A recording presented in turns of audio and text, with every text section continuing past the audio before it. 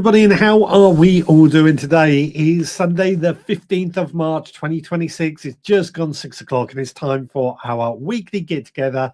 We chat around, we talk about gardening, we talk about our allotments, we talk about our kitchen garden, and yeah, it's just a nice group. Now, we have a subject up for discussion tonight. Well, it's not so much a discussion. I want you to share with me your seed germination secrets, how you get the best germination rates, how you get the most success when it comes to sowing seeds. This is actually something I spoke about on the podcast on Monday, but at this time of year, everybody is sowing seeds. I know I certainly am.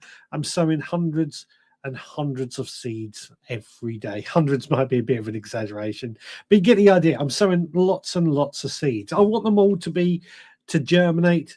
So how do you get the best? How do you get the best germination? How do you get the most out of your seeds? Before we get into that, let's see if anybody is out there. We got Adrian is there saying hello to everybody. Hello to you. Idaho is there as well saying hello. Rob is there saying Rob is there saying good evening, or good evening to you. Just had a message come in. I'm just checking that. Oh no, that's right. Just suddenly worried it was somebody saying there was a problem with the chat or something. We've got watching Spurs lose. What have we got? Anna Jones, evening gardeners. Good evening to you. Hope you are well. We've got Digwell saying, go in mid to join us. Good evening, fellow gardeners in Africans. I'll never get that right. I will never get that right. I apologize every time I try, but I can never get it right. Kate is there saying, good evening, Veg Army. Good evening to you. We've got Stuart Jackson. Evening, Richard and the Veg Army. Hope we are all well. Same to you. What else have we got? What else have we got? Good evening, all, from Nathan, aka Allotted Chef. Good evening to you. Hargrave Gas. Evening, all. Hope you've had a great week. Indeed, I hope you've had a great week. Chitty Kate is there. Hi, everyone. Good evening to you. Keep moving. We've got Turbo Stream saying, good evening, Veg Podcast. Did you send me any pictures or videos? Just had a sudden thought. Had I seen something from you? Let me know. What have we got? What else have we got? Nigel, Muddy Boots. Good evening, fellow growers. Good evening to you. What else? Toby Clark. Evening, Veg Legends. Good evening to you. Chili K. I have tried the kitchen roll trick and been pretty impressed. The chili seeds that didn't germinate in compost have done on the kitchen roll. So there we go. Our first top tip for germination. Tell me more about it. How do you get the best out of your seed germination? What is the kitchen roll trick? Over on Instagram, I can see Plantman Saul has joined. Hello to you, my friend. Hope you are well. Turbo Stream says, I sowed some onions mid-January on a quarter tray. Good amount germinated. I sowed 2 more seeds to a seed tray and hardly any have germinated.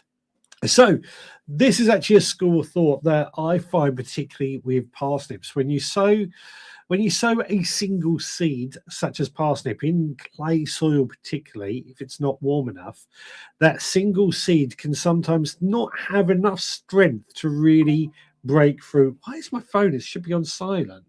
It is on silent. Doesn't always have enough strength to break through the soil. But I do find when we sow, particularly with parsnips and carrots on our clay soil, when we sow them quite thickly, they all work together to break through the soil. So that could be what's going on with your onions there, Turbo Stream. Your soil is just a bit too thick. So I'm going to ask everybody to share one tip. My first tip, I'm going to start off because, well, why not? My first tip has got to be, if you are struggling with certain seeds, buy fresh seed. Seeds can be pretty cheap, but particularly things like onions and carrots, if they're over a year old, there's a good chance they won't germinate. Now, not always the case that all seeds are, let me rephrase that. There are always circumstances when seeds that are well out of their use by date still germinate. That does happen. But if you want the best success, I find fresh seeds work. Saul says, hello, Richard. I'm up at Wisley for the Orchid Show. So patchy signal. Get sowing. There we go. Anybody near Wisley? Anybody been to the Orchid Show in Wisley? Stuart says, when sowing my seed, it depends on if it's last year's seed or this year's seeds. Old seeds, I tend to sow on kitchen towel just to check first. So tell me more. How do you do that? Tell me more about this kitchen roll trick. Rob says, I have never done very good with the kitchen roll. Straight off, a lot of people talking about the kitchen roll, but tell us more about it. I haven't sent any pics, Richard. Thank you. Thank you. I had a sudden brain fart there, so thank you. Anna Jones says, good compost is the first thing. I use pre-used compost for its low nutrients, sterilized in an old microwave, then blitzed in an old mixer to make a fine texture. Clean seed trays as well. So I do tend to use seed compost, which is a very fine sandy compost. I buy it in, it's not that expensive compared to normal compost, but it is something else that we might have to spend. And I buy it in, I'll mix it in some perlite as well.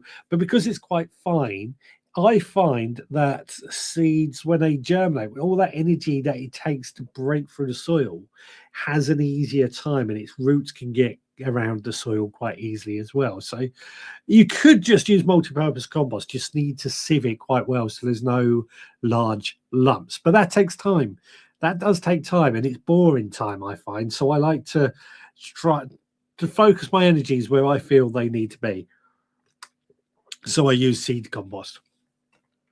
Nicola says, evening, Richard and all, enjoying the lighter evenings. It is nice. It is nice. Rob says, use viable seeds. Absolutely. Now, Chili Kate says, so I asked about the kitchen roll trick. I just want a bit more flesh on the bone, shall we say. She wets a sheet of kitchen roll and places it inside a plastic takeaway container. Place the seeds on top about an inch apart, lid on, and on the heat mat. So this is just a, would you say damp or soaking wet kitchen roll? I'm going to ask lots of questions like that now because I want to get more into it. Digwell says, cover the seeds with very fine vermiculite, no crusting over. That is one way to stop the crusting over, very fine vermiculite. Or if you're doing things like carrots and parsnips, you could use leaf mold, just saying really fine. That gives those seeds a bit of an easier time to break through. Stuart says most of this year's seeds will be sown in paper pots, which helps when planting them out. That way you don't disturb the roots. Now, again, I use plug plant trainers, and I put one seed per plug plant trainer, and I just pop them out when they're ready to move on. And again, it is about less disturbance of the root. Very important part of this actually is that, you know, those roots are very delicate. They're very young. We don't want to disturb them because after all, that's where the plant gets its energy and nutrients from. So therefore, we want those roots to grow big, strong plants at the same time. What have we got? Turbo Stream says the youngins were in sale trays at home, not on the allotment. Used the same seeds and compost. The only difference was 2 seeds per cell rather than sprinkling on a quarter tray. I think it's because they were all working together to break through rather than sort of 2 trying to get through. They're all working together to break through. That's my theory anyway, and I could be very wrong, but that's my theory. Hargrave would be to use the Agralian mini propagators. So if you don't know what the Agralians are, I've got one right here. I actually do use these quite often. These are fantastic for plug plants as well. Similar to sort of thing that I use. You fill that up with compost, you put your seeds into it. I've actually thought about this. The lid has a dibber on it, so you drop those in, put your seeds in.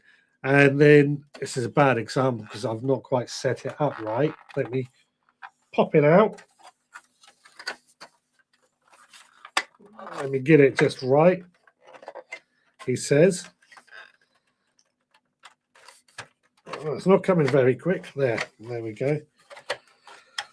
So you would have it in the up position. Then when you're ready to pop your seeds out, you push it down, it clicks down and it pushes all those seed root balls out. And there you go. Your seeds are good to go. They are a great piece of kit. They really are. I tend to use the Charles Dowding root trainers more but at this time of year, but we will move more onto those ones as time goes on, as it gets warmer. Turbo Stream says, I'm trying to use sales, but at this rate, I will revert to my usual seed bed. Tell me more about your seed bed. How did you set it up? What does it do? Tell me more. This is what we want to find out, the real details of what you do. Digwell says they are brilliant, talking about the Gralians. Stuart says kitchen roll damped down into a takeaway container, small pieces so that I can place the seedlings into a paper pot. It doesn't always work, but it does save compost. I think that's a fair point. Nigel says, I always mist the surface of a compost before sowing to make sure the seed is damp to help germination.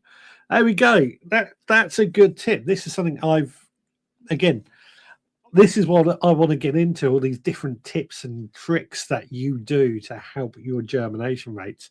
I have to admit, I'll set myself up the day before. So I will fill my plug plants up with compost the day before, and I will water it the night before as well. That way, the soil should be moist when I sow my seeds, similar to just misting it, but that's a good trick as well. Digwell says, I sow many of mine in the Germy seed starters. I haven't got any of those to hand, but they, again, very good bit of kit as well. The Germies, they can be a bit on the small side, I think, but they've got a very unique aspect to them, in the sense I'm trying to think of how I can describe the Germies. They interlock together to create a seed tray, and they're very unique. I need to show you one to tell you what I'm on about. Chili Cake says, I made it as wet as it could be without loss of water, talking about the kitchen roll. Turbo Stream says, I tried the kitchen roll with some bean seeds. They went moldy. It probably won't work with bean seeds, actually, because I think the bean seeds, being a much larger seed, they probably need to be surrounded by dampness. But I've never tried it myself. So anybody tried the kitchen roll technique with bean seeds? Does it work? Digwell says, what Chili Kate is doing is called chitting, or pre-chitting the seeds. Indeed. Now, this is actually a way... I'm trying to get you to tell me more tonight, but when I put some seeds, or I saved some seeds from some of my vegetables last year, and what I did is I dried all the seeds out, but before I put them into storage, I just put a few on the kitchen roll just to pre-chit them or chip them to see if they would germinate before they went into storage. So it is a good tip there. It's got quite a few uses, this chitting tip, but it's certainly good for seeing if your seed is going to be viable. Over on Instagram, Saul says, my tip is about water. Don't use collected rainwater. It can contain more fungal and bacterial spores than tap water. And lots of seedlings can be far more sensitive when young. Now, this is actually something I have been thinking a lot about, because we are pretty precious about water here at the Veg Grower Podcast household. We have 18 water butts, but even that, I do use fresh drinking water, fresh tap water for my young plants, for my seedlings, because I don't want them to have any bacteria or anything like that. The only thing is, I have thought about getting a water filter so we can start using our rainwater but the filter needs to remove all those fungal and bacterial spores to make it worthwhile. But again, it is one of those things. Very, very, very good point indeed. Andrew has joined. Evening, Richard and all. Good evening to you. Andrew says, I am raising horse chestnut seeds on damp kitchen towel. Don't soak your kitchen towel. Horse chestnuts, they're large. Again, I've never tried growing those, so that'd be an interesting one to see how you get on. Digwell says, looks like a new agralian. I've got 3 of them, so that one is just here as part of the set. As you know, it's a set here, so we tend to show off stuff here. Tabation says, last year I sowed onions in a seed bed and treated them like leeks and got a decent crop. So what do you mean here, Turbo Stream? Let's get a bit more information about your entire process. What is your seed bed? How did you make it? And how, when you say you treated them like leeks, well, what do you mean by that? Let's get a bit more information.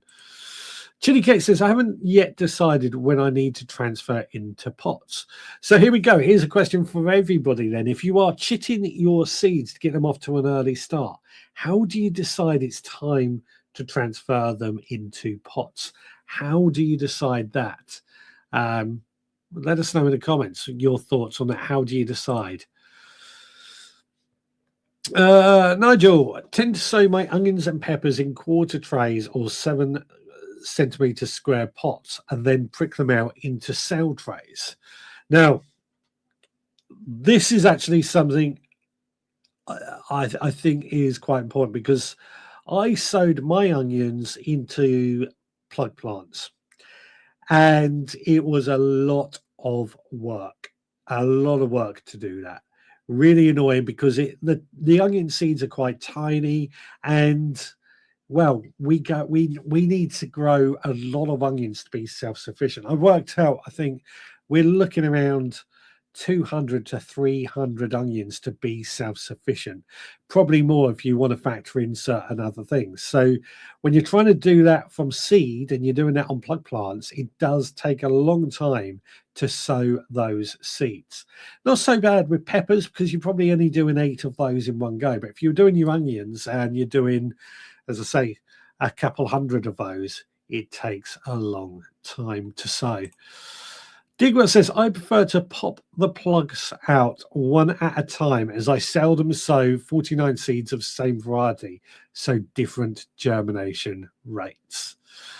Fair. This is actually something I have found this week. Last week I sowed a load of seeds, different seeds, all in my different rows of my plug plants, and they're all coming up at different rates, which is making it difficult to work out when I'm going to be able to pot on some plants, some of my seedlings, while some of the other seedlings in that same tray have yet to germinate. I've got entire rows that haven't germinated, and they're generally things, the same sort of crops that aren't germinating, the slow crops like the celeriac and celery that can take a while to germinate, compared to I think like my cauliflower seedlings were up within a couple of days.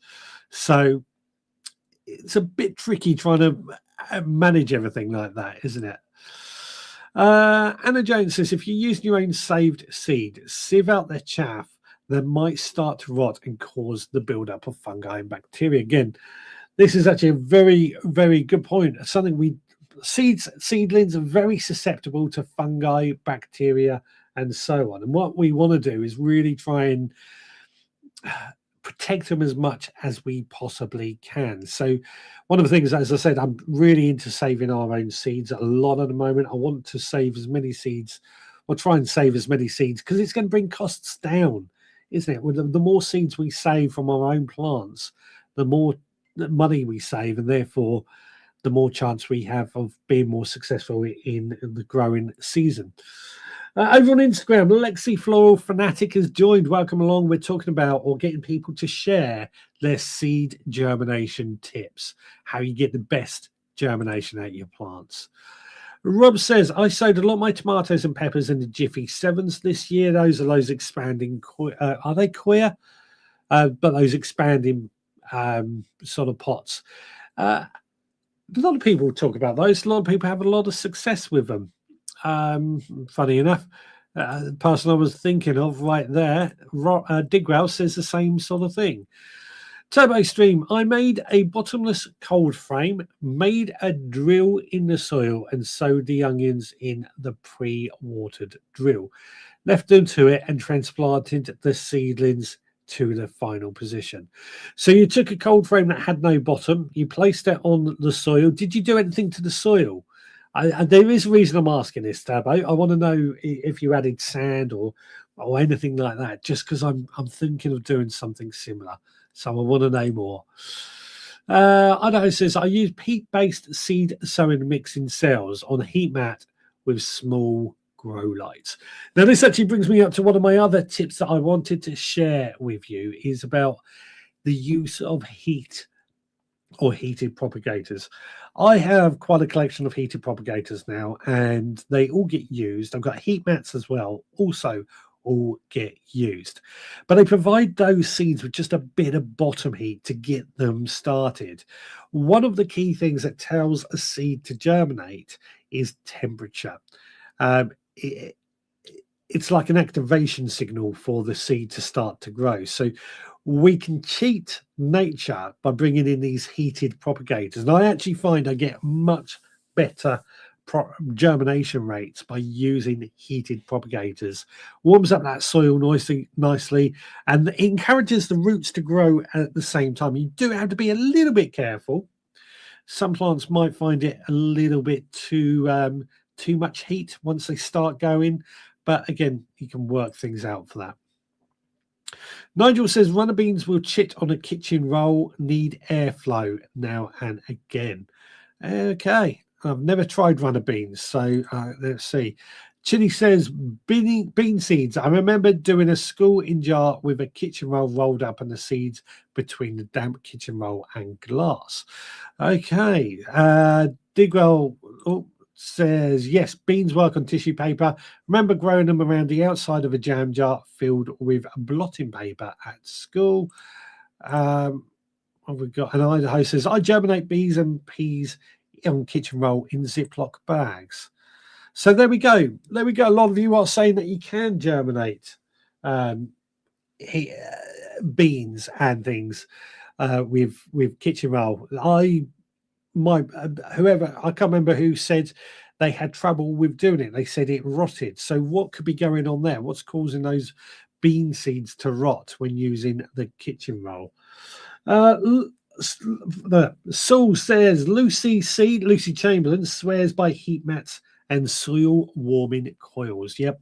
Again, I'm with you on that. I'm with Lucy on that because they do make a big difference. There used to be, going back 10 years ago, I used to consistently see YouTubers with soil warming heaters in like a sandbox. I think Nigel Muddy Boots had one at the time as well for their seeds. So it was like a compost tray, I guess you could say, sandy mixed compost with a heater wire running through it. They would heat up the soil to get those seeds germinating. Hargrave says, put chili powder on beans when on kitchen roll. It stops the mold. Don't know how. It was obviously an anti-fungal, anti-mold inbuilt in chili, perhaps. Tobe says, the onions that did germinate, I pricked out at the crook stage. They haven't done that well. I think that's bad advice, in my opinion. Pricked out. I wouldn't prick them out at such a young age. I would wait until they're fully formed. But again, that's everybody's different. When do you prick out your onions? When you sow them thickly? Let us know in the comments. Rebecca has joined. Evening, Richard. Good evening, Rebecca. Hope you are well. What else have we got? Stuart says, with bean seeds, you can put a couple into a damp plastic bag. This is done at school so the children can see the seed changing. Excellent. Yeah. A lot of people were doing this. I'm seeing Ziploc bags used a lot more for seed starting now, actually. One of the tips here is you fill a Ziploc bag up with compost, or not fill it up, you put compost in the bottom, put your seeds in, and you close up the bag, effectively making your own terrarium, I guess you could say. And that seems to encourage the seeds to germinate. You place that in your heated propagator or wherever, and that seems to encourage seeds to germinate as well. I guess it's because the moisture is being locked in. It can't escape, so it's staying there. Digwell says seed water needs the chlorine, so a water filter will be just as bad as rainwater. Seed water needs the chlorine. Okay. I don't know. To germinate carrots and parsnips, I sow direct in the garden. Yep, I'm with you on that. There's very few seeds I sow direct. Most of my seeds I always sow in my plug plant trainers to start things off. But that's not always strictly the case. There are certain things that I will sow direct, and those are mostly when it comes down to the root crops. So things like carrots and parsnips, I will sow direct. Beetroots, you can sort of get away with beetroot, but it is better when sown direct. Spring onions as well. I mean, again, like onions, we can sow those, but they do better when sown direct. Everyone on Instagram, Tina White and Zeno Jitten has joined. Welcome along. Lovely to see you. Oh, okay, my far back again. Digwell says to chili, as soon as you see a tiny white root, that's the time to plant up the seedlings. Nicholas says, with bean seeds, as a child, we germinated beans in a clear glass with blotting paper as a tube on the inside. The bean between the glass and blotting paper showed us the growing. Blotting paper, is that still around these days? I've not heard that term in a long time. Prick seedlings once seed leaves appear. We're moving on from the seeds, but yes, again, I'm with you. Or are we talking about the onion seeds here? But yeah, I prick. Well, again, because I don't use root trainers, I don't worry about pricking seeds out anymore. But once they are pretty strong roots, that's when we move, when we pot them up. But yeah, if you were to sow thickly in your, however you may sow them, you do want to prick them out, i.e. separate them and put them into their individual pots as soon as the seed leaves appear. Saul says at Stonelands, a garden he worked in, I did more and more direct sowing, much easier and less room in the greenhouse taken up. It makes a lot of sense. It does make a lot of sense to sow where they are to grow, less disturbance and all that. But for me, the biggest problem, I can't sow anything direct on the allotment. The allotment is just too weedy, too much couch grass, that any seeds that are sown direct just get swamped out. So I have to sow everything at home. But that's the allotment. That's a very different thing. Andrew says, fill out together a video. Oh, I'll put together a video of my horse chestnut success. Yes, please. That would be great. Turbo Smith says, for parsnips, I fork a thin trench to loosen the soil. Then I soak the drill and sow the row thick. Most important, I start sowing mid-April. So timing, timing of when you sow your seeds, that is, by all accounts, quite an important part as well. When do you sow your seeds? Do you pay any attention to what a seed packet says when it comes to sowing seeds as well, for that matter? Because I find them to be a little bit general. And things like I like to sow early, my hot chilies, some of my sweet peppers, my aubergines, I find if we sow those really early, and I'm talking November, we get really good results because they've had such a long growing season. Whereas if we left that till, well, May, I wouldn't even bother. Even April is pushing it. Maybe if we sowed them now, you might just get away with those plants with them being productive, but that's about it. Of course, I'm talking here a lot about our veg gardens. I know not everybody here solely grows vegetables, so do feel free to add any ornamentals that you want to talk about as well. For parsnips, oh no, I've just read that one, haven't I? Chili Kate says, oops, been away for the weekend and they already have green leaves. Pot them up quick. Pot them up quick is what I would say. Agrarian tip, do not fill the cells when it is over the base. The base will fill with compost and hinder the watering. Yeah. Nigel says, I prefer to prick out seedlings into cell trays to prevent blank spaces. Yeah, fair. Don't try and pull them off the paper. Use scissors and cut a square to pot up. Agralians are better for the smaller seeds, says Nigel. Again, I don't disagree with that. Buy less F1 varieties, Richard, so you can save seeds. Yep. Yeah, we do try and grow more heirloom seeds now, more of the older seeds as opposed to the F1 varieties. But it is hard now. I've noticed it is hard to avoid F1 varieties because they're not always listed as F1 variety. Excuse me. Agrarian is good for beans. The seed bed, says Turbo Stream, is dug with a hand fork, obviously, to remove any weeds. Then I make a drill with a length of wood to firm the drill and make the drill so the drill is firm. Excellent. I still like the idea of a seed bed. There is something about it that I do find quite appealing. I'm just not at the point at the moment where I can make it the way I envision it. Digwell says mats and propagators with a thermostat are a bit better than the Super 7 sort. They only heat up to the ambient plus 8C. Yeah, again, propagators with a thermostat are probably the better option. But if you haven't got heated propagators, you can just use the top of your radiators or the top of your fridge or places like that get warm to get them started. I talk a lot about heated propagators, but there are other things that you could use. Saul says, I think successional sowing is important, so you try to avoid gluts. Also, not worrying about sowing everything at once too early.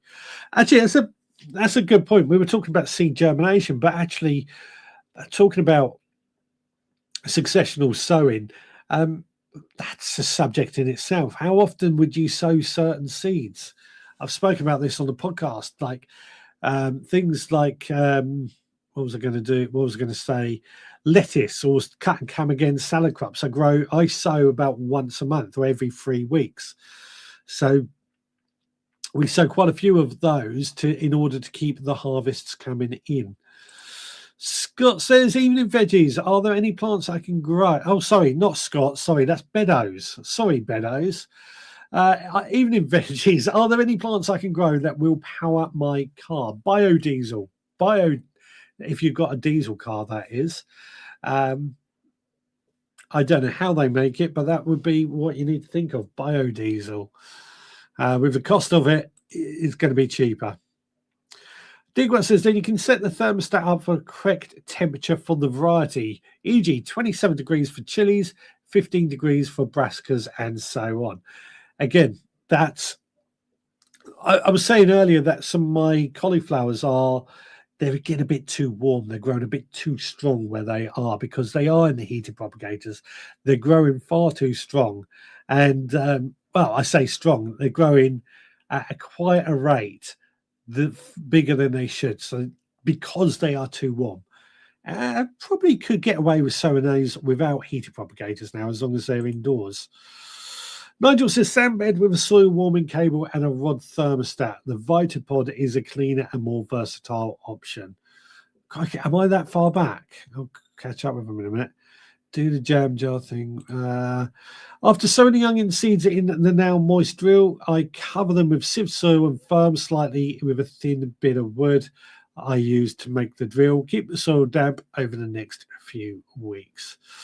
Indeed, Stuart says, with the Ziploc bags, you have to keep your eye on it because they will go mouldy overnight. So as soon as they start to shoot, I pop them into the compost. I thought the Ziploc bags, they're growing in the compost anyway. Nigel says seeds tend to rot when germinating due to being in a sealed container and not being opened on a regular basis to get fresh air. This eventually causes penicillin to form and rot. Yep. Again, we come back to what we were saying earlier. Seeds are incredibly tender. They do need a lot of TLC to get them through those initial stages. Turbo Stream says, I've had more success with beans sowing direct, same with beetroot. Well, that's a question. That's a question then. Are there any seeds that you have found that you get better results by sowing direct than sowing indirect? If so, what are they? Can can oilseed rape not power vehicles? You could oilseed rape. You could extract the oil from it, and technically, an old diesel vehicle, you could, but do your research before you do that. Don't take my word on it. I don't want to be responsible for blowing up anybody's cars or anything. Digger says, I used to put 50-50 mix of Tesco cooking oil and diesel in my Peugeot 106 when cooking oil was cheaper than diesel. No point sowing out of season. And what else have we got? Turbo Stream says, all the books say prick onion seeds at the crook stage. I won't bother again. I've only sowed in modules this year and I'm redesigning allotments, so no place for a seed bed just yet. Absolutely. Stuart has a question. Has anybody sown their runner beans yet? I can say I haven't. Far too early to sow runner beans, in my opinion. I'll probably do those maybe next month for some early varieties, but I would say it's too early just yet. Idaho says, my best parsnip crops came from self-sown. Once I got a good crop, I leave some to bloom and drop seeds. Best parsnip germination and crop. Now, that is interesting, I've got to say. So you're sort of, I can't think what the term is, but you're just letting them to self-seed over your area, and what seeds pop up you use. I think that's a good tip as well. Self-seeding is a good thing in totally too. Digwell says, I prick out at the crook stage. What else have we got? Nigel says, the Gralians are 47 sales. Maybe Lord Charles could design a large 30 sale one and put his name to it. No. The good tactic for parsnips. Nigel says, once brassicas have germinated and pricked out, they can go into a cool greenhouse. Yeah, that is the plan for mine. We're slowly moving them on. I'm actually starting to harden off some of my Brussels sprouts. They're in the cold frame at the moment with the top open. So once they are ready for that, they can then start looking at going into the soil pretty soon. I've got to say, I'm going to hide that current comment. This weekend, hasn't the weather been lovely? In fact, this whole week, hasn't the weather been lovely? Except for one day, I think we had a storm coming. But it has been lovely. I was down on the allotment today, really enjoying the sun. Nigel says, sow peas direct into rain gutters. That's the trick I hear a lot actually as well, where you sow into rain gutters and then you just slide the soil out directly where they are to grow. I've tried, I've never managed to get much success with it. So I tend to sow my peas directly where they are to grow, actually thinking about it. So they're one.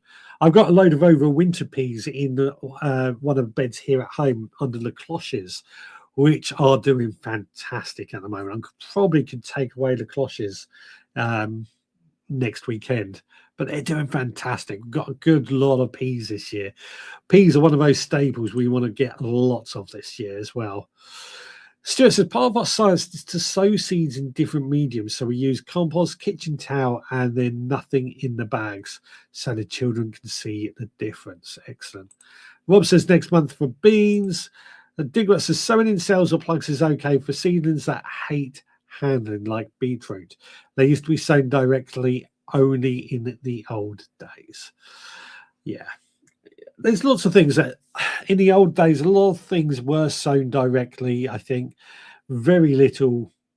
I mean, they didn't. All these plastic pots that we have these days, I don't think were around so much and I'm going back quite a few years ago, but they weren't around. So what did people do before plastic pots came along? Wooden pots would be my guess. Direct sowing, onions, parsnips, beetroots, and beans for me. Agree about beans being easier sown direct. I always do it that way. I always sow my beans in pots, then take to the allotment to plant out, says Rob. It has been cold here. Turbo Stream says, I rewatched Jeffrey Smith's vegetable garden. He sowed onions on top of a firmed tray without covering with compost. Absolutely, absolutely. Yesterday was lovely. Today was horrible here. I was up your way yesterday, funny enough. I was at the NEC yesterday for the photography show. A proper gardener, Jeffrey Smith. A proper gardener was Jeffrey.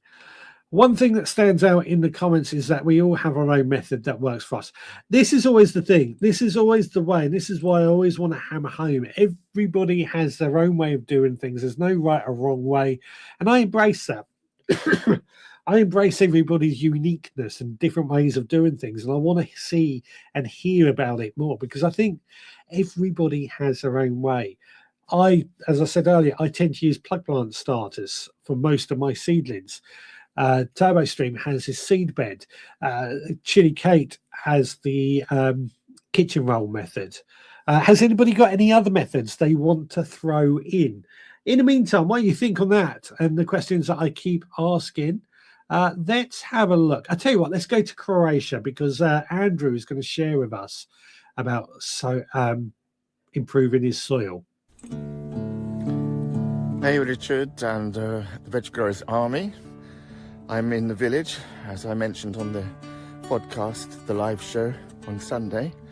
It's my house, my barn, my studio, and here is the field covered in manure. So I'm just about to take my monster over here for a little walkabout and desperately trying to improve the soil. Spent about 30 minutes going over the field backwards and forwards. This is how it looks now, and I took some footage of the multi-cultivator digging away, but there are certain places where it doesn't seem to make too much of an impact despite it being a heavy machine, but we will see if it's effective. All right everyone, thanks for your advice, thanks for your help, and thanks for watching. See you later. Bye. Well, a lovely little video there from Andrew. I've got to say, I know Andrew's often telling us about his heavy clay soil, and I could see in that video exactly what he's talking about. That is some really, really heavy clay soil there. It does look very, very hard as well, even at this time of year. So my advice with that, and I'd love to hear anybody else's advice. Green manures, things like field beans to really break down that soil, and always keep adding plenty of organic matter and mulch to really help bring that soil condition back up to good quality. You will get there. You will get there, Andrew, and you will get there very, very soon. But keep us posted. Keep sharing with us how it's going. One of the things I would look at sowing as well, something you could do that helps break up the soil, potatoes. Planting out potatoes has a tendency of breaking up the soil as well. So that could be something. You just grow potatoes for a whole year as another option. Turbo Stream says, I was going to the photography show, but decided Saturday was better served in my garden. I was there yesterday. I enjoyed it as always. When gardening was more about the garden than the celebrity. Nice one. Go. Digger. Great little video. Agree. That was heavy clay, says Rob. Indeed, it looked really heavy, didn't it? I thought I had heavy clay until I saw that. That is tough. But I say, I'd love to see how you get on with that, Andrew. He says, thank you, everyone. I'd love to see how you get on with that and how it improves over the years. But I do think it's just a case of getting a load of loads and loads of organic matter in that soil and let the worms do the work for you. Digwell says, I still have 4 of the older grey agralians, better than the green ones in his opinion. What was the difference other than the colour? What was the difference other than the colour? Turbo Stu says you might need to get stuck in with a fork, Andrew, to loosen up the soil. I noticed that it was in a dip. Might that be a problem? Don't know. Rob says the only reason potatoes help break up the soil is because you dig it about 5 times to get your crop. That is true. But that doesn't mean it doesn't work. It just means that you've got a motivation to dig over the soil to get those potatoes out by that method. So it's a good plan. It is a good plan, I think. Digwell says you need to put some pigs on there for a while. If I remember correctly, don't Andrew have trouble with wild boar, if I'm not mistaken, in his area? I seem to recall a video about wild boar coming from Croatia. He'll keep us posted. Or broad forks, says Turbo Stream. Yeah. Nigel says the ejection handle is different on the new agralians. Okay.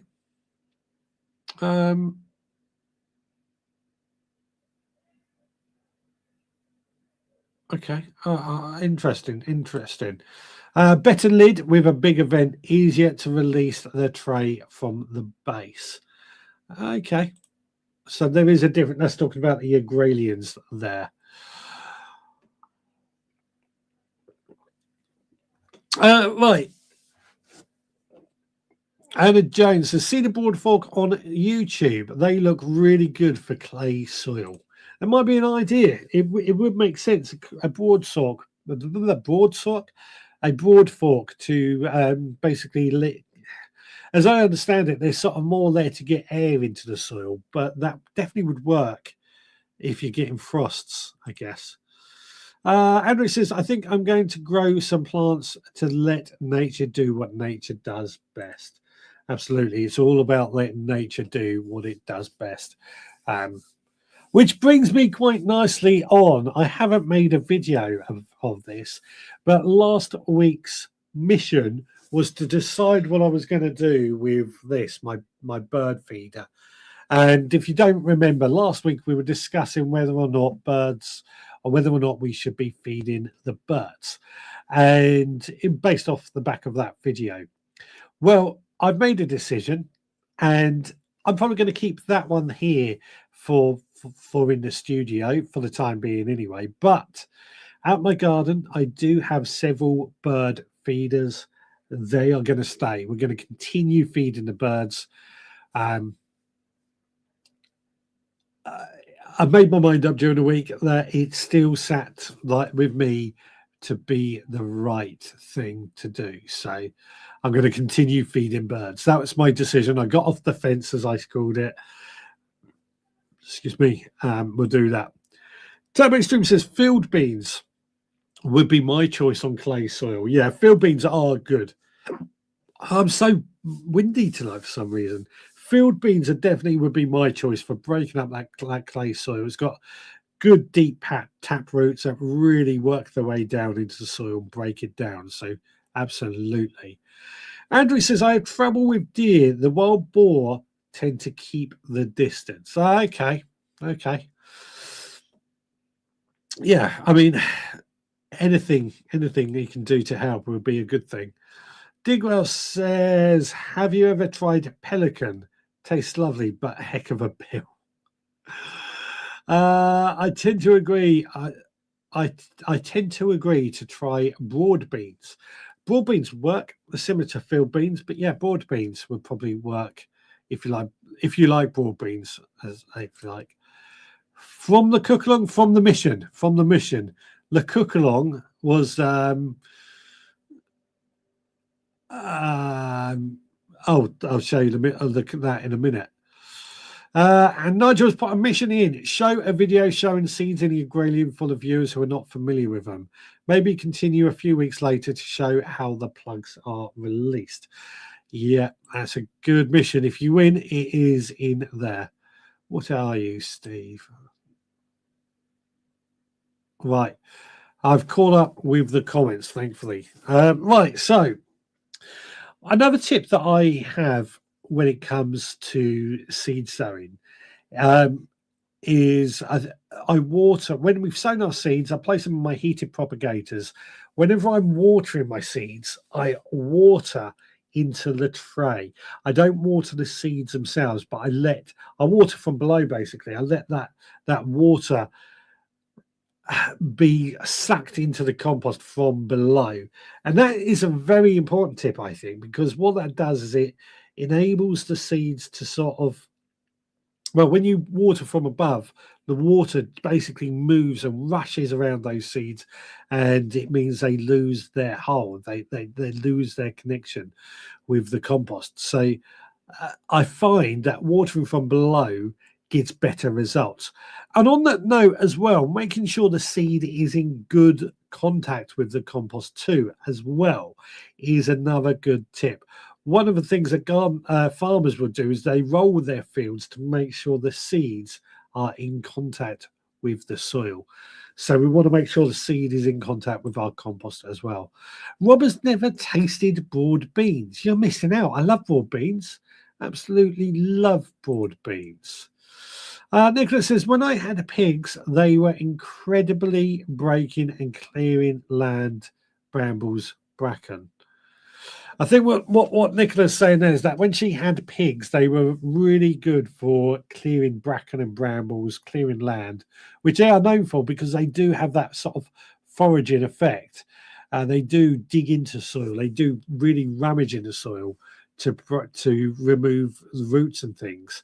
Would they help break down a hard clay soil? I'm not sure. But at the moment, anything would work for Andrew. Digwell says, I always top water upon sowing, then water from then on. Interesting way of doing that there, but I can see the logic in it at the same time. Broad beans, lovely with Stella. Anna Jones says, I water my seedlings with a spray bottle so that they are always slightly on the dry side and never too wet to avoid damping off. That's something that can happen to our seedlings where they just get too moist. Particularly, I find with squash plants, they're particularly susceptible to damping off. And therefore, they end up becoming, well, they're dying too easy. What have we got?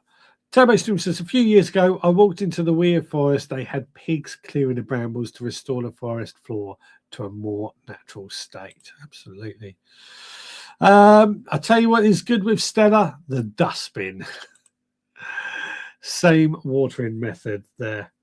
What else have we got? Rob says, I notice we are not talking much about football this season. Is there football going on? I'm unsure. Over on Instagram, Christine BR3M has joined. Welcome along. Lovely to see you. So we are talking about seed germination tips tonight. And I think, has anybody got anything else they want to add to this conversation about how to get the most success out of germinating our seeds? For me, we do use fresh seed. We use seed compost. We use heated propagators. We water from below. As soon as they germinate, this thing should throw in there. As soon as they germinate, we like to give them some light, as much light as possible. Now, this isn't so much about making the seed germination a success. This is more about trying to make the seeds the seedlings, have more strength as they grow from a younger age. And by providing grow lights, you want to make sure the light is really close to the plant as well to get the real good strength out of it. What we find is that those grow lights really help build those big or stocky, strong plants, as opposed to leggy plants that are pretty useless for anything. Toby Stream says, my usual thing with seedlings is I forget to water them. That actually, funny enough, you say, I laugh at that, but I went into my greenhouse today just to check on things in there, and I was surprised just how dry the greenhouse pots were. They do have a tendency, the greenhouse. So here in Littlehampton, it's been a dry week, but it's been warm, sunny, but not enough that you sort of, not warm enough that you think, oh, better go and water the garden. But the greenhouse, I think it's easy to forget about watering the greenhouse because it is quite dry in there. It can be very dry in the greenhouse. It certainly was in mine. Christine says, love the tips on the last podcast. I will be diligent with reading my packets and remember the seeds can be different. It's another point actually there. I did mention this at the beginning of the show that seed packets do tend to give you a lot of the information to how to germinate your seeds, the right temperatures, the right times to sow them. Although some people find that the sowing times to be quite broad, quite generic. Again, I probably sow a lot of my chilies and aubergines far earlier than what the seed packets say, but it works for me. Douglas says, Anna Jones, damping off, another reason to use tap water with chlorine. It kills pathogens. Yeah. And Nigel says to Rob, we as down in November, come and join us. I think that's a football talk there. Football talk going on there. We got Turbo Stream says, this year I'm trying to hang off lettuce growing. Turbo Stream, as we know, each year does have trouble with his lettuces.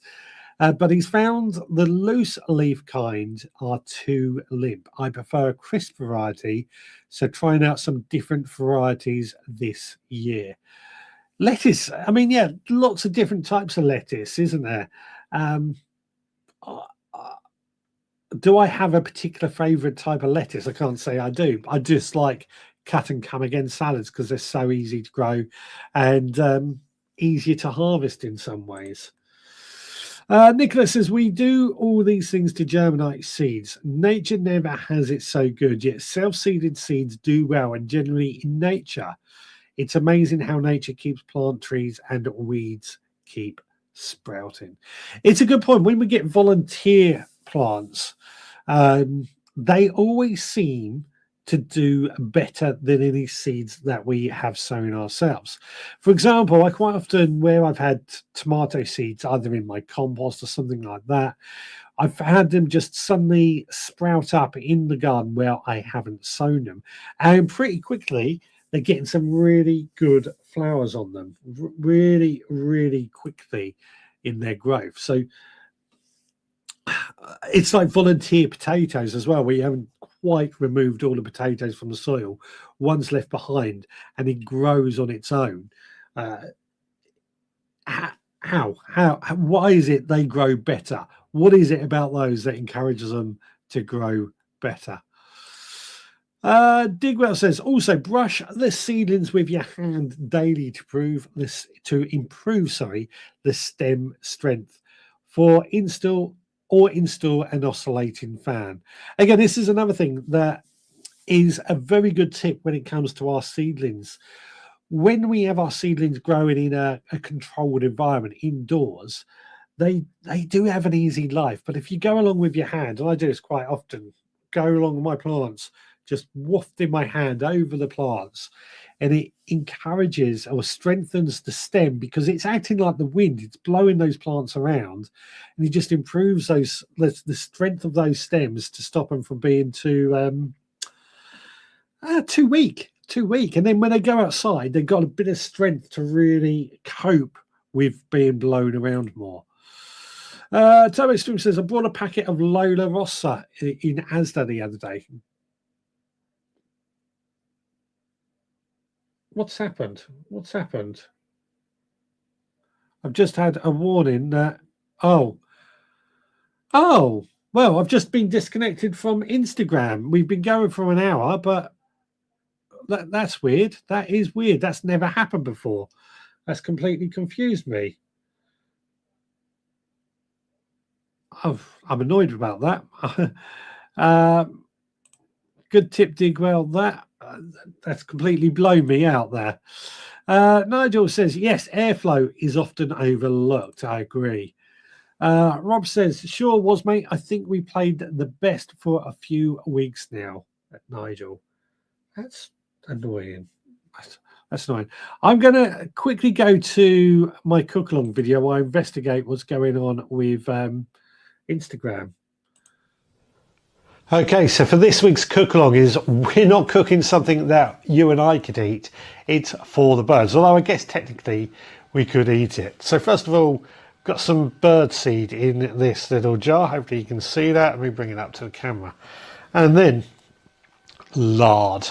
This isn't something we use much of these days. So I'm going to open up the lard and we're going to put it in. Let me bring that back there. Slop of it into here with the bird seed. We could of course melt it down, but where's the fun in that? Where is the fun in that? What we're going to do is we're going to mix it all up with that bird seed and get it really nice and mixed.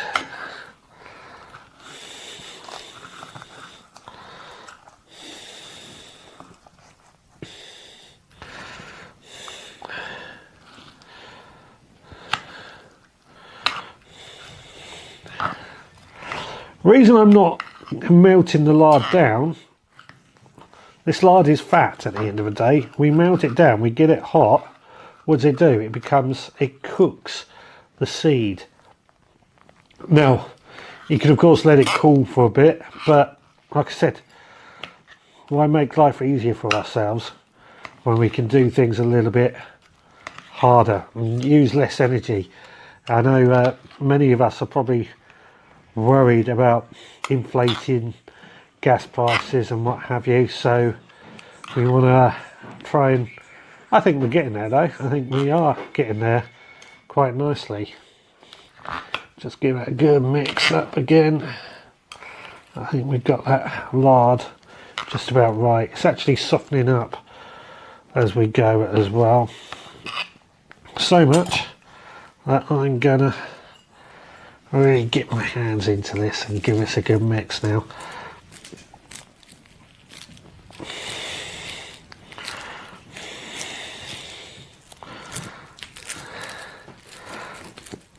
There we go. We could probably add a bit more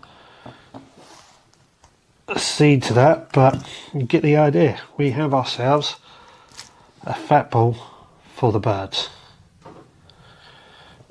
I think that looks pretty damn good.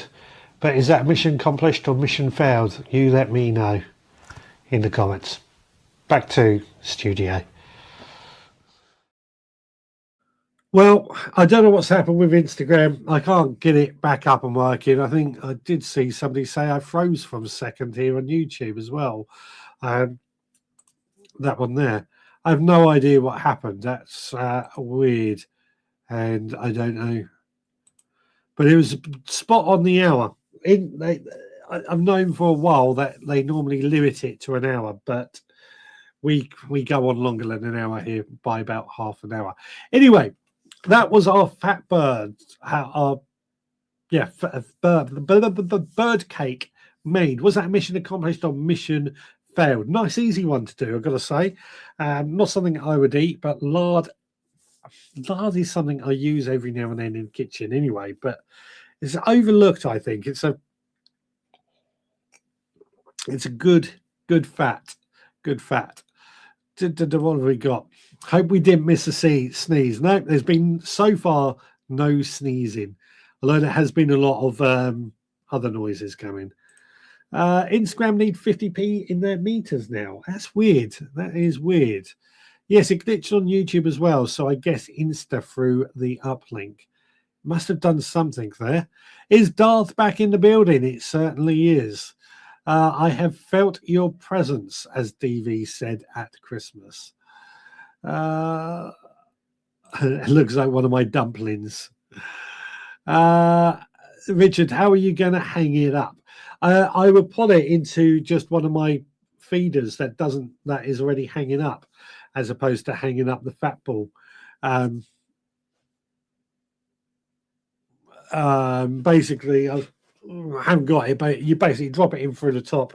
It's like a cage that goes around it. Then I don't really like using string, I'll be honest, to tie it up, but that's how I do it anyway. How do you hang it up? Great fat ball, says Stuart. I do that with the children every winter to help the birds around school. Digwell says, oh my God, Nigel, I so wish you had not said that. Flannel at the ready. And use one of your fishing net stockings. Oh dear, oh dear, oh dear, oh dear.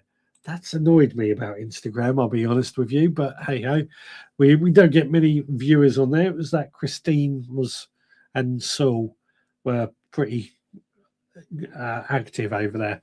Anyway, back to what we are discussing. Has anybody got? I think we're really talking about the seedling stage. We've sort of discussed about the airflow, which is actually quite an important part of the seedling stage as well. So one of the things that I often read about is how the humidity around the plant has an effect on the plant themselves, and if you keep it in like a grow tunnel or something like that, keep your plants, it keeps the humidity up, which helps grow strong plants. But that can sometimes encourage fungal diseases as well, something we've discussed a bit. But airflow is something we often overlook. I saw a mention of that earlier. Airflow is such an important part. Of growing. The airflow is such an important part for our plants that we need to really work with it as well. Setting up a little fan is a good tip. Uses energy, and I'm talking about I've mentioned the use of energy a lot at the moment, because I think at the moment we're on the cusp of having a bit of an energy crisis with what's going on in the Middle East. So I find myself now thinking about that in the back of my mind, how we can save on fuel and things like that. What have we got? Stuart says, if you have pine cones, you can use them to make fat balls with a little string, so we can hang them up. How do you make them? Tell us how you make them. Digwell says, good idea, Stuart. Fill the gaps with fat and seeds. Great idea. And Rob says, I have 3 fans going in the attic. This always sounds so dodgy when you talk about you growing in your attic, but yeah, it works. It works. I use a small USB powered fan, says Digwell, and 2 are to keep the Stella cool. Pine cones is a great idea. I've seen sad pictures of birds who got caught up in the netting used to contain shop bought fat balls. Yeah, I don't use the netting. I use the cage because I can't stand the use of netting either.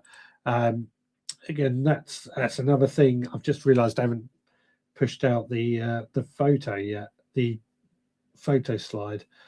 Yeah, that's another thing that annoys me. I've came across way too many times that where the birds have got caught up in string, in netting, and it's not pleasant for them. I've had to cut them away, and I don't like it. I don't know about you, but I don't like it at all, and it annoys me. So I'm just at the same time just going to quickly publish the what am I looking for? There we go. Done. I'm done. I'm back with you.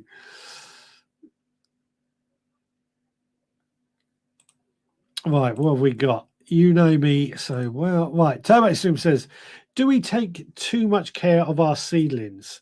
In my case, with a seed bed, my onions just seem to cope just fine last year.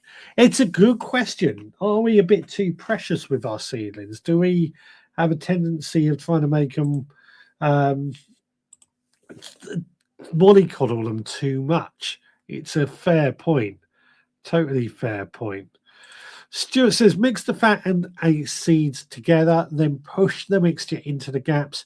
Place the cones in a greenhouse so they open up a little bit to make it easier to make.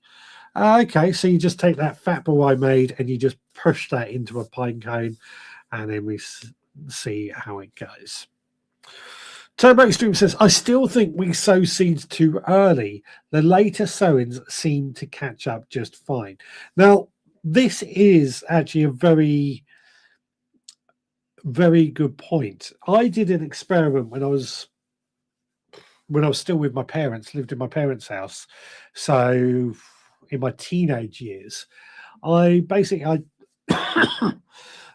sowed some tomatoes in a pot, and then I sowed some tomatoes directly outside.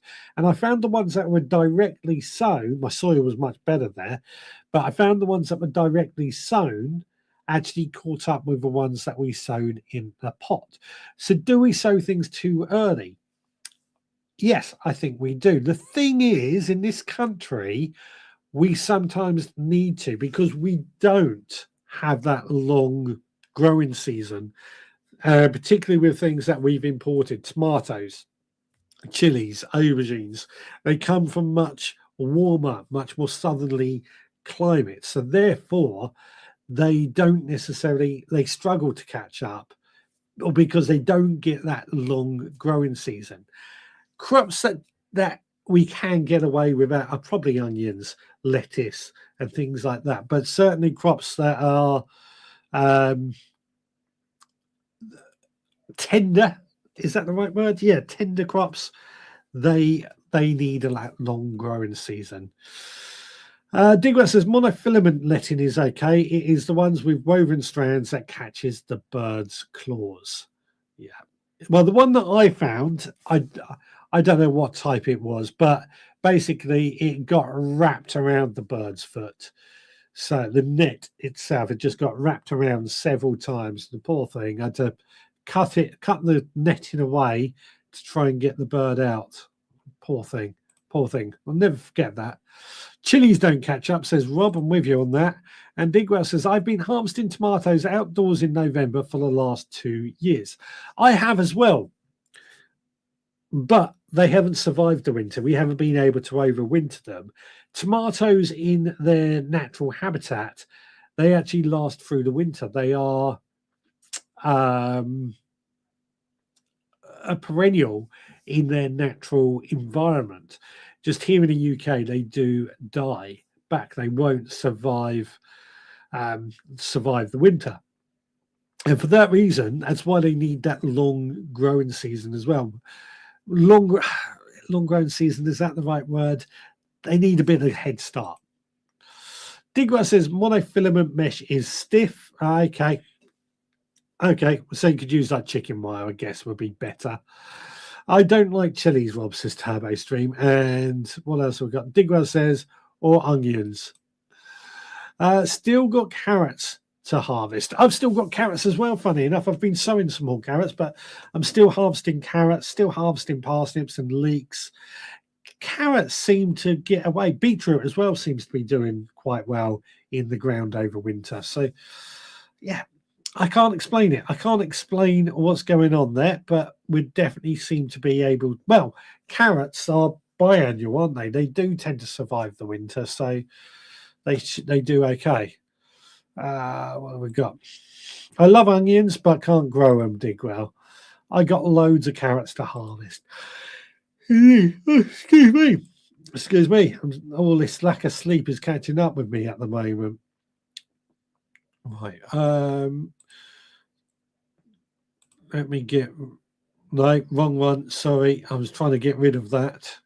I was going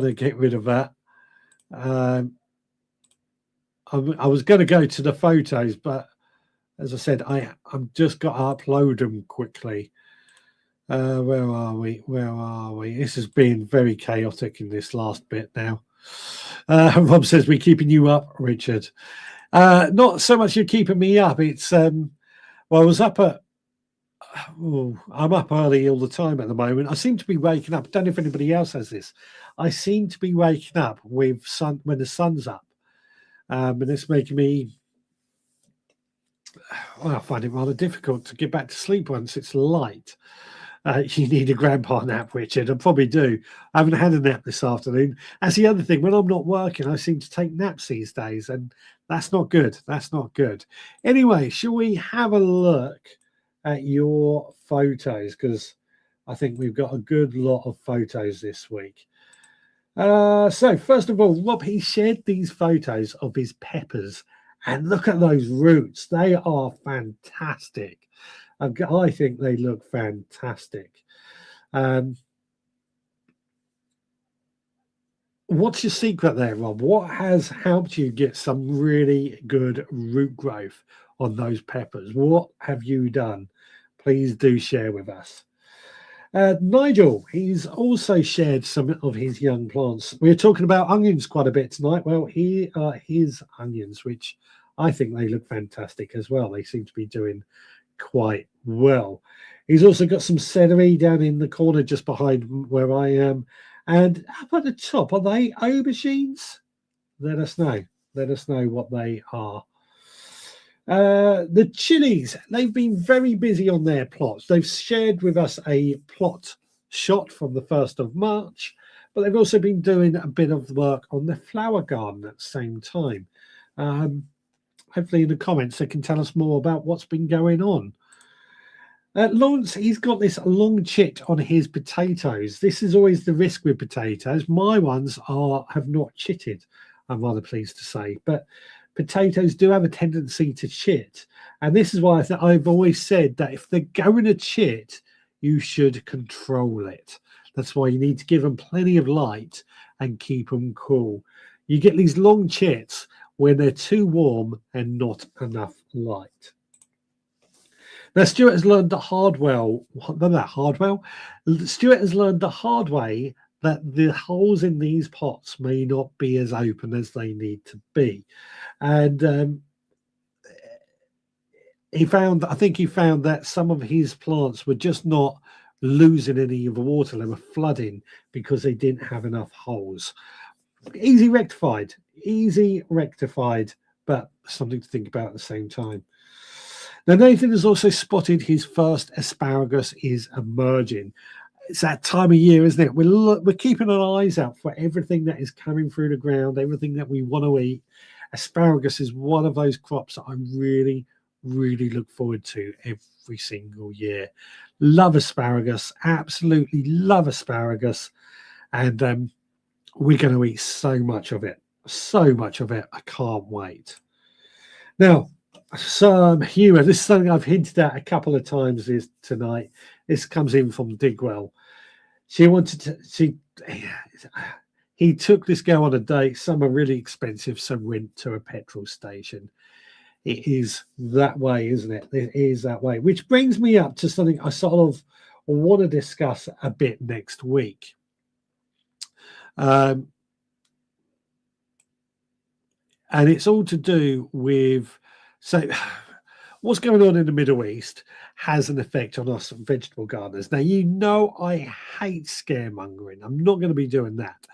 But I'm hearing reports that food costs are going to go up because there is going to be a lack of feeds and fertilizers because they come from the petrochemical industry. So what can we do to make our feeds and fertilizers suitable for or to cost us less? Can we make our own feeds and fertilizers? That's where I'm going with it. Is that a subject you're happy to talk about next week? Feeds and fertilizers. Proper naps are so good for you. Well, I think that, but my wife won't let me. Tabby Stream says, I'm waking up really early at the moment, 4:30 most mornings. Me too.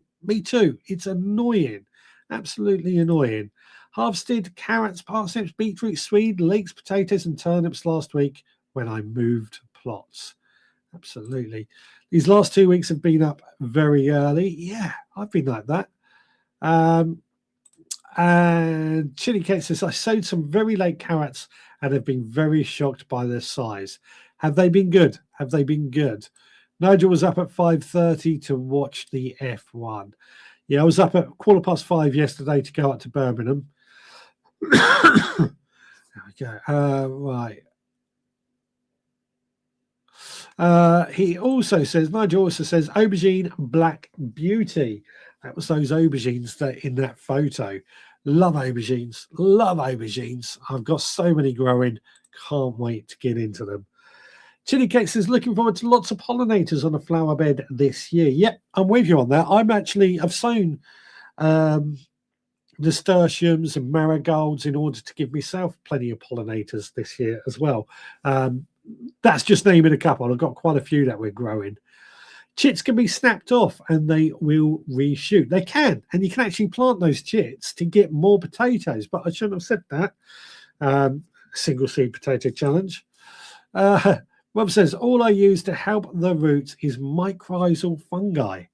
There you go. Just goes to show mycorrhizal fungi has a good thing.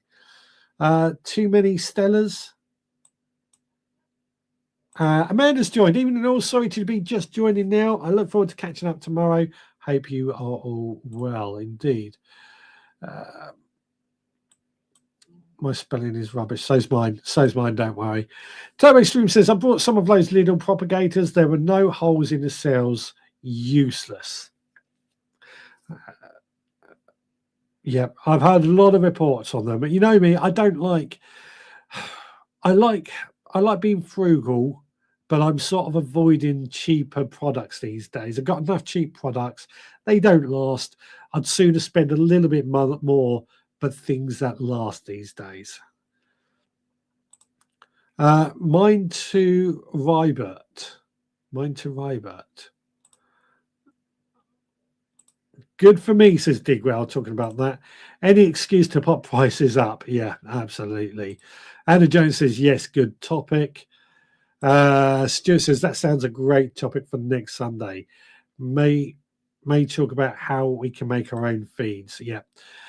Dig a trench and bury the orange nut job. Be an ideal bean trench. Yeah. Digwell says, I have a pee every morning at 5 a.m. Problem is, I don't get up till 6 a.m. Oh, dear. Oh, oh dear. Stuart says, yes, I like a bargain, but I will not be buying them again. Seed trays. Yeah. I mean, so I've got quite a few plug plant trainers that have cost next to nothing over the years, and they don't last. They really don't last. So I'm quite happy spending a bit more money on things like the Agralians or the container-wise plug plants that actually last. They're not going to fall apart. They're going to last several seasons and a lot longer than the cheap ones. Yes, they are much more money, a lot more money, if I'm honest, but they're going to last. And that, for me, is worth it.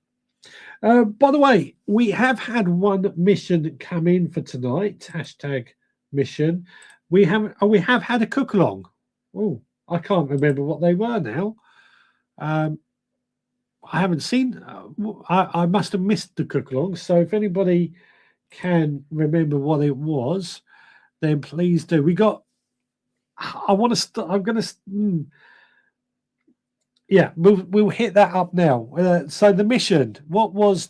I think that was Nigel. I can't bring it up to see Nigel's mission, but what was it, and who was the cook along?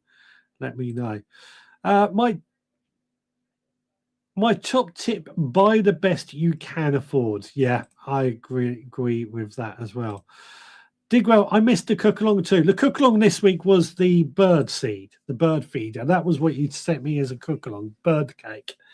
Something a little bit different, but I need a cook along. Somebody, and I can't see who, has set one. So what was it? Nigel says the mission was to use the Agralian to sow seed. Sowing the Agralian, there we go. So who suggested the cook along? Bird cake was last week. Yeah, Birdcake, yeah, Birdcake was set last week to do this week. Somebody in the comments has put hashtag cook along. What have we? Let's see if I can see any. If I scroll back, unfortunately, being Mother's Day, my normal note taker isn't here to scribble all these down. But where were we? Where were we? I can't see it anywhere. I'm going right far back. And I don't think.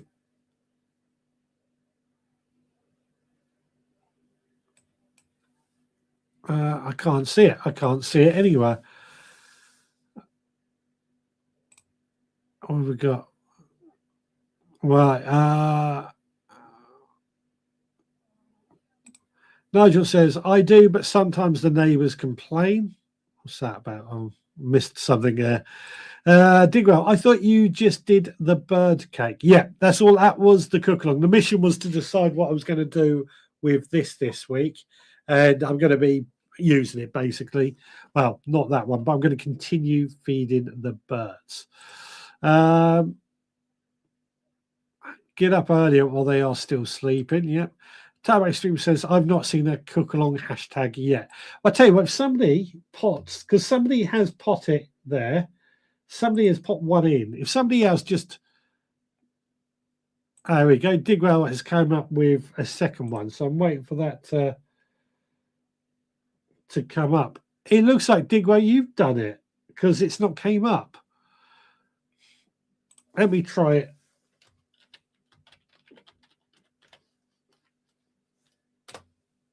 Let me see if that, there we go. That seems to have kicked it. Oh, 4 entries now. 4 entries now. Stuart Jackson, hashtag, as we spoke about onions, make something with onions. Perhaps that was it. I'll tell you what, let's share the screen. Then you can see what we're on about. There we go. That's the one. As you can see, 4 entries. Me, Stuart, and Digwell between us. Please don't be me. Please don't be me. The winner was Stuart Jackson to make something with onions.